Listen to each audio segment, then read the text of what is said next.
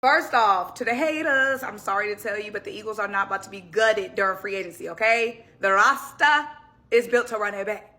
Philadelphia Eagles 2025 free agency. Let's go ahead and get into my initial thoughts, who I think stays, who I think goes. First off, here's the list of the Eagles' unrestricted free agents. And here are the 2 restricted free agents. All right, let's keep the main thing, and start with the 4 big free agents. Zack Baun, Mekhi Becton, Milton Williams, and Josh Sweat. The Eagles will not be able to keep all 4 of those guys, meaning we got to make some decisions. In my opinion, Zack Baun is the #1 priority. Out of all the players I listed on the Big 4, an all-pro defensive player of the year caliber linebacker is extremely hard to find.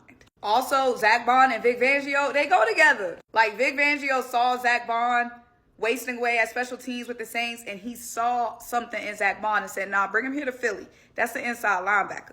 I don't see Vic and Zack Baun breaking up. Mekhi Becton is the only Eagles offensive starter that isn't locked up for next season. I think he's the next guy that we lock up. We know how much this team prioritizes the offensive line, and Mekhi Becton making that switch from tackle to guard, baby, that was gold. The same way I said linebackers of Zack Baun's caliber, you just don't find them. Same with Mekhi Becton when it comes to his size at the offensive line position, which most likely means in this scenario, Josh Sweat and Milton Williams, gone. Milton Williams showed up to locker cleanout day with a hoodie with his agency on it, sending a message, money on my mind.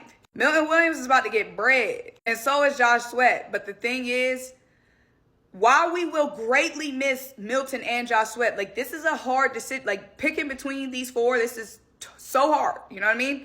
This is a draft class that is deep at the edge position, the pass rush position. So we can go and look for Josh Sweat's replacement. Meanwhile, we still have Nolan Smith. We still have Jalen Hunt. And same kind of goes for Milton Williams. Like, we have to pay Jalen Carter soon. Like, Jalen Carter is going to be eligible to be paid next offseason.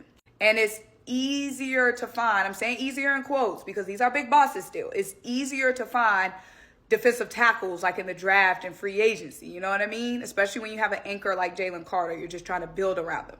All right, for the rest of the guys, let's go down the list. Avonte Maddox, don't see the Eagles keeping him. LaRaven Clark, maybe stay for the practice squad, who knows. Rick Lovato, definitely keeping him. CJ, practice squad. Fred Johnson, keep. Jack, maybe for the practice squad. Oren Burks, I see us keeping Oren Burks. Nick Gates, maybe practice squad. Paris Campbell, maybe practice squad. Kenny Gainwell. This is so hard for me, but I don't know if we keep Kenny Gainwell because we did draft Will Shipley.